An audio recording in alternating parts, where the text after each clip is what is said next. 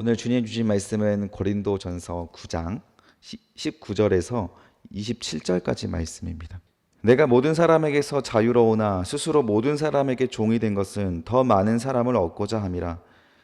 유대인들에게 내가 유대인과 같이 된 것은 유대인들을 얻고자 함이요, 율법 아래에 있는 자들에게는 내가 율법 아래에 있지 아니하나 율법 아래에 있는 자같이 된 것은 율법 아래에 있는 자들을 얻고자 함이요, 율법 없는 자에게는 내가 하나님께는 율법이 없는 자가 아니요 도리어 그리스도의 율법 아래에 있는 자이나, 율법 없는 자와 같이 된 것은 율법 없는 자들을 얻고자 함이라.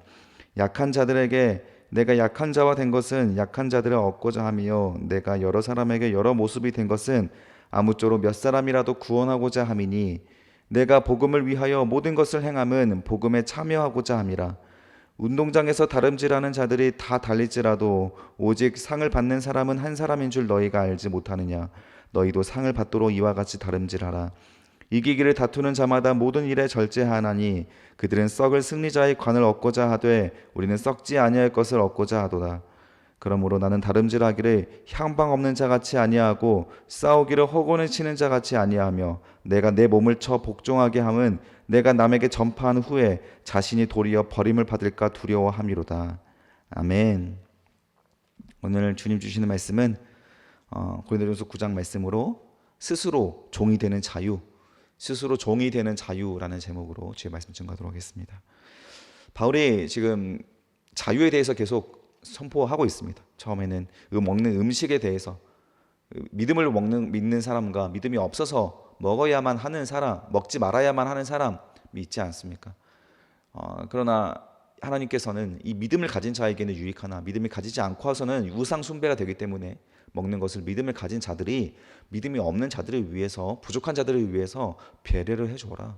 그래서 모든 것을 할 수 있으나 모든 것이 유익한 것은 아니다라고 하는 면에서 유익하지 않은 것들을 안 할 수 있는 자유함, 이런 것을 우리가 지난 시간까지 살펴보았습니다.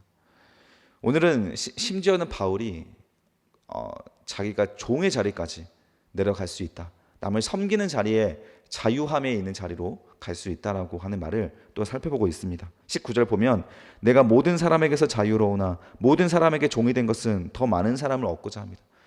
모든 사람에게서 자유로운 존재, 로마 시민권자이고 또 이 유대인으로서, 유대교로서 사실 살아가면 또 얼마나 편리한 자가 됩니까? 그러나 이거를 이제 예수를 만나고 나서 유대교가 자유가 아니었구나, 이 로마 시민권이 자유가 아니었구나, 이 세속에서 가지고 있는 것들이 자유가 아니었구나. 여러분, 우리가 돈을 가지고 있으면 얼마나 할 수 있는 것이 많습니까? 제가 청년들에게 물어봅니다. 너가 만약에 얼마를 주면 너의 직업을 포기할 수 있겠느냐? 지금 달려가고자 하는 이 인생의 길을 얼마를 주면 포기하고 다른 길로 갈 수 있겠느냐라고 했을 때, 뭐 어떤 친구는 100억, 어떤 친구는 1000억에 흔들리더라고요. 1000억 정도 있으면, 100억만 있어도 내가 가는 길을 안 갈 수 있을까? 그런데 처음 질문은 그렇게 아니었습니다. 내가 100억이 있어도 지금 하고 있는 일을 안 할 수 있겠느냐라고 했을 때 어떤 말을 하냐면, 아니다, 100억이 생기면 100억을 가지고도 나는 내가 하고자 하는 일을 할 것이다, 혹은 100억을 줘도 나는 안 바꿀 것이다 라고 말을 하는데, 그러면 뭐 바꾸지 않고 일단은 100억을 줍니다. 그러면 100억을 딱 주고 나서 그 직장에서 계속 직장 생활을 하는데, 만약에 누군가가 나한테 인격 모독을 했어요, 기분 나쁜 말을 했습니다. 그래도 그 직장 계속 다닐 거냐라는 거예요. 100억이 있는데, 1000억이 있는데 대부분은 자기는 그 직장 안 다닐 거라고 합니다. 그러나 100억이나 1000억이 없으면 그 직장 계속 다닌다라는 거예요. 그 돈이라고 하는 것이 무엇입니까? 나를 여유롭게 하는 거나 나를 격을 높여버리는 것이 아닙니까? 나는 당신에게 이런 인격 모독을 받을 만한 사람이 아닙니다. 나는 돈이 없어서 여기 다니는 것이 아니라 내 사명 때문에 다니는 거죠, 내 꿈 때문에 다니는 거다 라고 하면서 자기의 격이 높아진다는 거죠. 100억에 의해서. 돈은 우리를 격을 높여버립니다. 나는 이런 자존심이 상할 만한 일을 하지 못하게 만들어버리는 것이 돈이죠. 굉장히 많은 돈은 사람을 바꿉니다. 태도를 바꿉니다. 그런데 이 100억과 1000억과 비교할 수 없는 그런 예수가 들어왔을 때 우리에게는 어떤 일이 발생하는가? 바울은 자신도 그렇게 100억을 가진 자같이 이 세상 떳떳하게 살아갈 수 있었습니다. 그러나 그것이 진짜 자유가 아니었구나, 돈이 만들어내거나 권력이나 명예가 만들어내는 자유는 진짜 자유가 아니구나라고 하는 것을 바울이 깨닫게 되었다는 것이죠.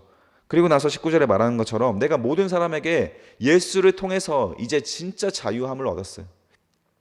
진짜 자유함을 얻었더니 내 자신의 격을 높이고 인격 모독을 당하지 않으려고 자존심을 내세우고 이런 것이 아니라 오히려 격을 낮춰서 어떻게 합니까? 모든 사람에게 종이 된다.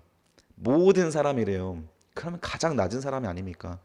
가장 낮은 사람보다 더 낮은 사람이 되기 위해서 애쓴다라는 거예요. 애쓴다라는 거. 여러분 100억 1000억이 들어왔는데 모든 인격 모독 다 당하고 뺨 맞고 무시당하는 일을 겪겠습니까? 그러면 100억 1000억이 여러분 진짜 자유가 아니라는 거예요. 진짜 자유란 다 내려놓을 수 있는 거라고 합니다. 자기 자존심까지도 나의 자유를 방해할 수가 없다. 내 자존심 때문에 우리는 얼마나 어리석은 일을 합니까? 어떤 분들 보니까 자존심 때문에 막 화가 나가지고 차로 뒤에 있는 오토바이를 밀어버리더라고요. 자기를 모욕했다고. 그래가지고 구속됐습니다. 자존심 때문에. 여러분 자존심 때문에 우리는 무식한 일을 하는 거예요. 비상식적인 행동을 합니다.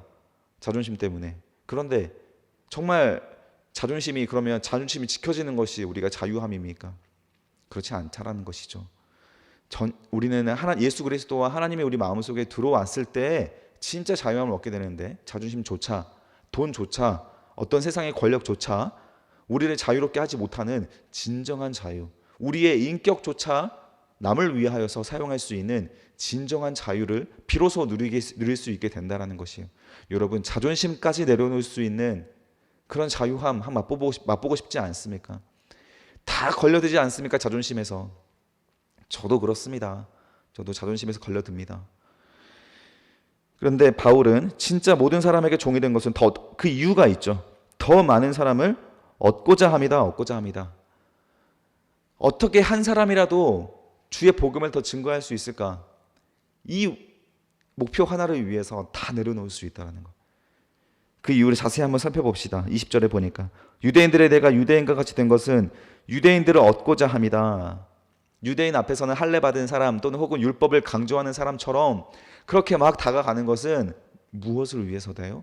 복음을 전해서 예수 그리스도를 믿게 하려고 하는 거예요. 이 예수 그리스도의 복음에만 매여 있는 바울의 모습이에요. 이 예수 그리스도 외에 다른 것에는 어떠한 목표가 없습니다. 바울은 그냥 예수 그리스도가 전해지면 되는 거예요. 왜냐하면 그게 진짜 자유함이니까.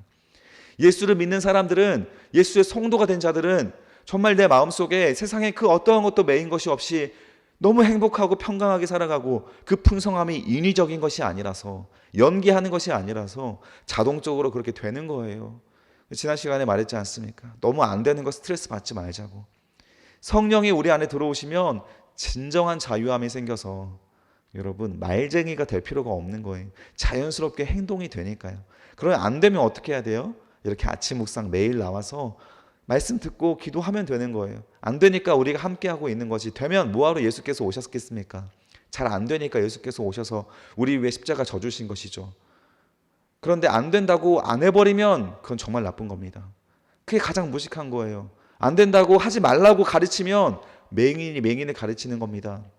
안 돼도 주 예수를 의지해서 끝까지 싸워나가자.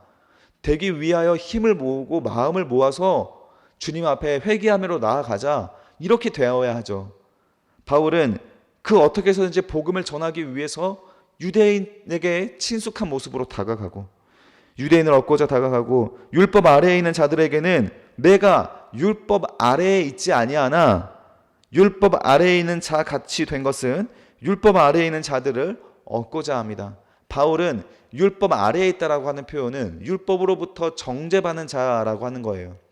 율법에 매여서 하나님 앞에 나아가지 못하고 하는 자를 말하는 겁니다. 율법에 모든 내 마음과 신념을 집착해서 하나님 앞에 온전히 나아가지 못하는 자. 그러나 바울은 이 율법을 이루지 않았습니까? 예수 그리스도를 통해서.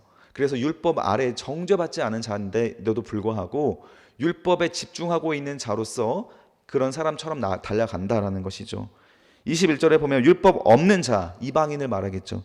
율법 없는 자에게는 내가 하나님께는 율법이 없는 자가 아니요. 분명히 말하죠. 바울이 율법을 무시하거나 지키지 않은 것이 아닙니다. 하나님께는 율법이 없는 자가 아니라 도리어 어떤 법을 지킵니까? 그리스도의 율법, 밑줄 그어주세요. 그리스도의 율법 아래에 있는 자이나 율법 없는 자와 같이 된 것은 율법 없는 자를 얻고자 합니다. 자, 바울이 그리스도의 율법 아래에 있대요. 이 말은 무슨 말이겠습니까? 이 율법은 다른 율법입니까? 아니요. 오히려 예수의 율법은 구약의 율법을 훨씬 더 초월적으로 지키고자 하는 본질을 내세우고 있기에 예수 그리스도의 율법은 훨씬 더 지키기 어려운 것이었습니다. 구약은 이혼하면 안 돼요. 간음이라는 행동을 하면 안 됩니다. 그러나 예수는 죄송합니다. 모세는 이혼을 할 수가 있어요. 뜻에 따라서 합의하면 이혼할 수 있고 또 간음도 행동을 안 하면 괜찮은 겁니다. 그러나 예수는 이혼도 불가능해지고 또 이런 간음이라고 하는 행위도 생각만으로도 이미 죄가 되어버리고 미워하는 것만으로도 이미 살인죄가 되어버리고 우리의 생각과 마음조차 죄의 행위로서 예수님은 율법을 강화시키지 않았습니까? 율법을 추가하신 것이 아니에요. 율법이 원래 이런 것이다라고 하는 것을 예수께서 보여주신 것인데 우리가 어떻게 이런 것들을 생각만으로도 사람을 미워하는 것이 살인이 되어버리면 어떻게 우리가 구원을 받고 천국에 가겠습니까? 그런데 놀라운 기적이 일어난다고 했죠. 예수를 믿으니까 그게 된다라는 거예요. 예수를 믿으니까 그런 사랑이 일어난다라는 겁니다. 그런 기적이 우리 안에 있는 것이 바로 그리스도의 율법이죠. 구약의 율법을 버린 것이 아니라 이룬 것입니다. 22절에 보니까 약한 자들에게는 약한 자와 같이 된 것은 약한 자들을 얻고자 함이요 내가 여러 사람에게 여러 모습이 된 것은 아무쪼록 몇 사람이라도 구원하고자 함이다. 이제 약한 자라고 하는 것은 고린도 교회처럼 이 잘못된 믿음을 가진 사람 이런 것이죠. 약한 믿음을 가진 사람, 쉽게 흔들리는 사람. 여기에서 여러 사람에게 여러 모습은 지금까지 말했던 뭐 유대인, 율법 있는 사람, 율법 없는 사람, 믿음이 없는 사람 이런 여러 사람들에게 다양한 모습으로 그들에게 찾아간 것은 내가 줏대 없고 내가 소신도 없고 그런 사람이 아니라 오직 딱 한 가지 목표라는 거예요. 바로 복음을 전하기 위해서 그 사람의 눈높이에서 복음을 전하기 위해서라는 거예요. 제가 우리 청년부에서 여러분들과 같이 많은 놀이도 하고 게임도 하고 또 먹으러 다니고 하는 목표가 있습니다. 그 이유는 정말 단순한 거예요. 여러분들에게 복음을 전하기 위함이에요. 여러분과 친밀해지고 친구가 되어서 그렇게 복음을 전하고자 한 목적으로 여기 우리 교회에 왔지 제가 무슨 목표가 있습니까? 여러분들과 그렇게 함께하는 이유가 무엇이 있겠습니까? 제가 불신자 친구들하고 다 연락을 끊지 않고 그들의 술자리에 가서 저는 콜라를 마시더라도 그곳에 가서 같이 고기를 먹어주고 같이 잡담을 해주는 이유가 뭐예요? 그들이 제가 만나는 그 설교를 듣기 싫어해도 자꾸 만나는 이유가 뭡니까? 복음을 전하는 목표 하나밖에 없잖아요. 저도 재미없어요. 저도 걔네들이 하는 말 하나도 공감도 안 되고 재미도 없습니다. 그럼에도 불구하고 그냥 그런 사람들과 비슷한 사람이 되려고 그러나 비슷하지만 남다른 사람으로서 그들에게 달려가기 위해서 그들을 만나는 것이죠. 복음을 전하고자 한다면 그들이 어떤 나에게 인격 모독을 하더라도 자존심이 깎이는 그런 말을 하더라도 여러분 상관이 없습니다. 복음을 전하는 것만으로도 이미 나는 그 사명을 다하고 있는 것이고 진심으로 그 복음을 듣고 이 상대방이 바뀌길 원하는 마음이 생기니까요. 진심으로요. 그때 우리는 진정한 자유함을 누리고 있는 상태입니다. 이미 그렇게 해야 자유함을 누린 것이 아니라 이미 그 상태가 됐기 때문에 그런 삶을 살 수 있는 거예요. 바울은 그 자유함을 말하는 거예요. 종으로 내려갈 수 있을 정도의 자유함. 운동장에서 다름질하는 자들이 다 달릴지라도 오직 상 받는 사람은 한 사람인 줄 너희가 알지 못하느냐. 너희도 상을 받도록 이와 같이 다름질하라. 이기기를 다투는 자마다 모든 일에 밑줄 그어주세요. 이기기를 다투는 자마다 모든 일에 절제하나니 그들은 썩을 승리자의 관을 얻고자 하되 우리는 썩지 아니할 것을 얻고자 하노라. 우리가 이렇게까지 달려가는 이유, 모든 것을 내려놓고 오직 복음만을 위해 달려가는 이유를 설명을 하고 있죠. 하나님 앞에 상 받기 위해서. 이거는 보상이 아닙니다. 보상 심리가 아니라 그저 자연스럽게 일어나는 것인데 그것을 더 힘을 내어서 우리의 마음속에 일어나는 예수의 사랑을 힘을 내어 실천하는 것을 말하죠. 그래서 25절에 보면 이기기를 다투는 자, 그래서 더 예수의 뜻대로 살아가고자 하는 마음이 더 불일들 일어나는 사람들은 어떻게 된다고 합니까? 이기고자 원하는 사람들은 서로 경쟁을 하면서 자기 일을 절제하잖아요. 여러분, 군인이 자기 절제 없이 그냥 막 퍼질러서 자고 먹고 살 드륵드륵 쪄가지고 무슨 전투를 합니까? 운동에 나가서 뭐 금메달 따고자 하는 사람이 밤에 야식 먹으면서 살 찌고 운동도 안 하면서 무슨 금메달을 따겠습니까? 그런 사람은 아무도 없어요. 우리 김현우라고 우리 금메달리스트 레슬링 선수가 그런 말을 하잖아요. 나보다 더 열심히 이 운동을 준비를 하고 이 레슬링 훈련을 받은 사람이라면, 나보다 열심히 훈련한 사람이라면 내 금메달 뺏어가도 괜찮습니다 라고 말을 하잖아요. 자신감이 있는 거죠. 나보다 더 열심히 훈련한 사람이 없다. 훈련한 사람이 없다.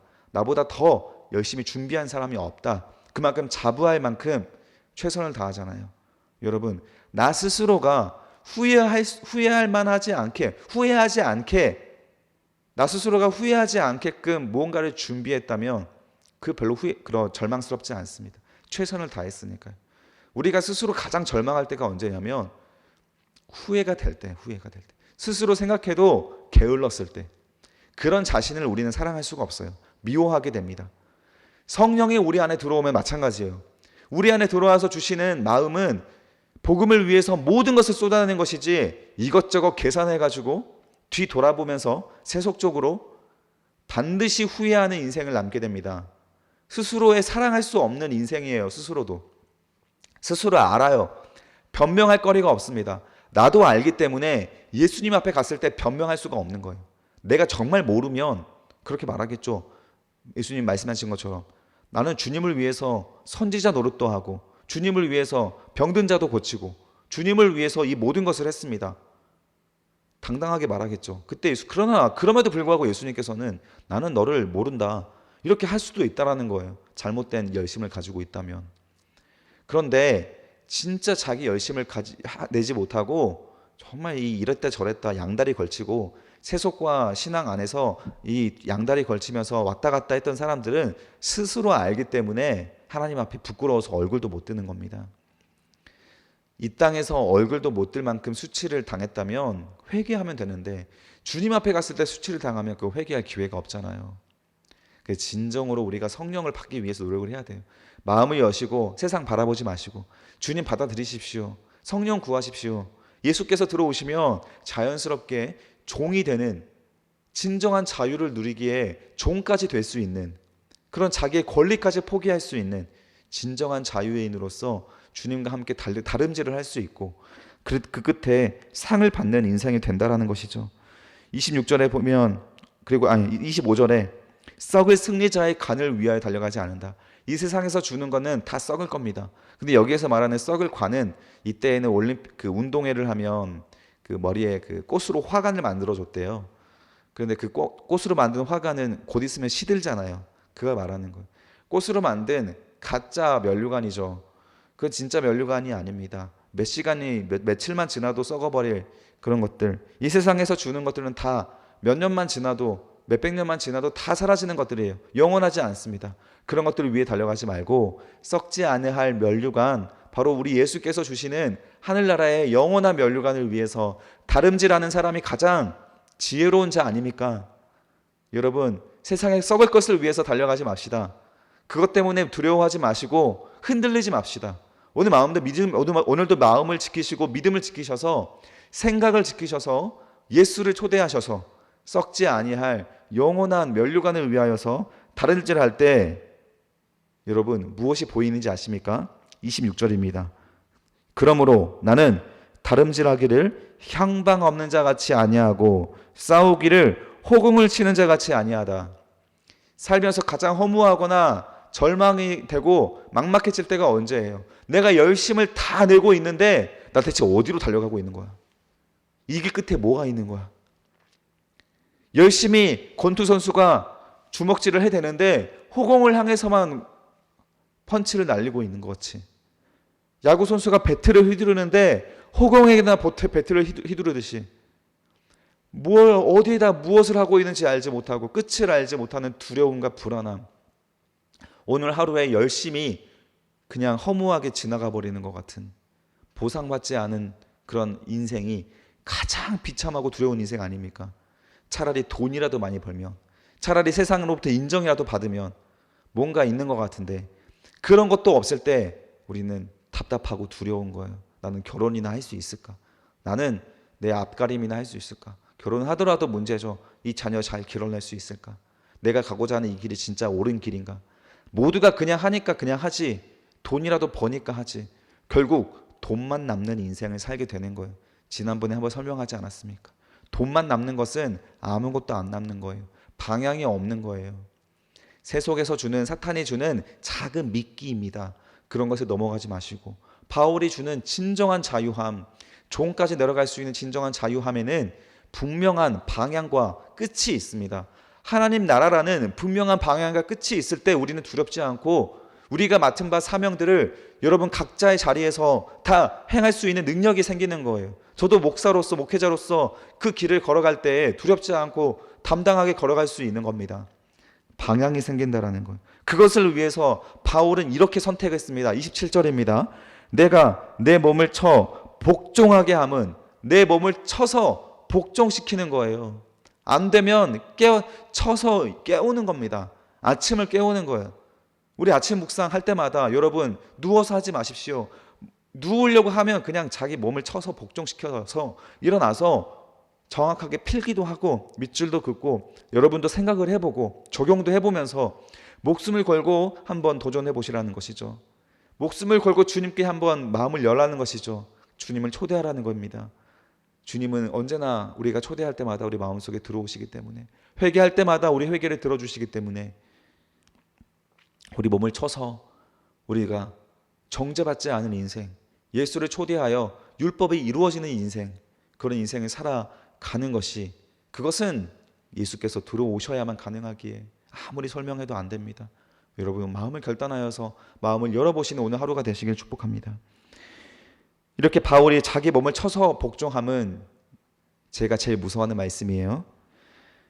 내가 남에게 전파한 후에 자신이 도리어 버림을 받을까 두려워함이로다. 여러분 예수를 믿으며 두려움이 없어요? 신앙생활을 하며 두려움이 없어야 정상입니까? 내가 내 몸을 쳐서 복종시키지 못하고 죄 가운데 있으면 두려운 것이 정상입니다. 교회 다닌다고 아무런 변화가 내 인생에서 그 성령대로 살아가지 않으면서도 불구하고 교회 와서 그냥 평안함을 얻고 돌아가요? 찬양 한번 불렀다고 평안해서 돌아갑니까? 다 가짜입니다. 내가 바뀌지 않으면 두려움이 생겨야 정상이에요. 두려움이 생겨야.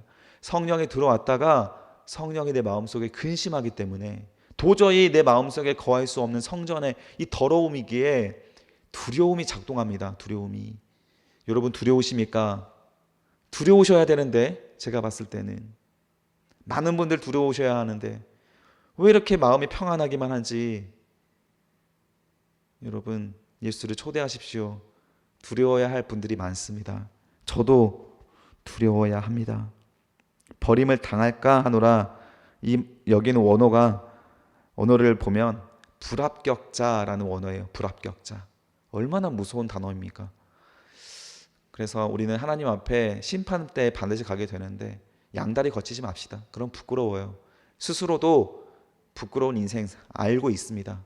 그렇게 하지 마시고 향방 없는 자, 방향 없는 자 같이 달려가지 마시고 우리의 몸을 쳐서 복종시켜서 분명하게 말씀의 길로 걸어가시는 여러분 되시기를 주님의 이름으로 축복합니다. 기도합시다. 살아계신 아버지 하나님, 오늘 우리에게 주시는 주님의 따끔한 말씀 우리가 마음에 새기겠습니다. 주님을 위하여 살아가는 모든 인생이 우리가 이 세상과 자꾸 비교하며 양다리 거치며 살아가는 인생이 되지 않도록 성령으로 도와주시옵소서. 진정한 자유함을 누리는 예수 그리스도의 복음이 우리 마음속에 뿌리 내려져서 종으로까지, 모든 사람보다 가장 낮아지는 종으로 섬기는 자리까지 자연스럽게 내려갈 수 있도록 도와주시옵소서. 주님 앞에 주님을 받아들이는 회개하는 일이 잘 되지 않는다면, 이 말씀 앞에 서는 일이 잘 되지 않는다면 우리가 몸을 쳐서라도 복종시키겠사오니 주님 도와주시옵소서. 그리하여 주님 앞에 불합격자가 되지 않도록 하나님 도와주시옵소서. 필요하다면 두려움을 주셔서 회개를 시켜 주시옵소서. 하나님, 주님 앞에 부끄럽지 않기를 원하오니 모든 걸 맡기겠습니다. 오늘 하루 주님 주시는 담대함으로 하루 잘 살아갈 수 있도록 이끌어 주시옵소서. 감사드리며 예수 그리스도의 이름으로 기도드립니다. 아멘.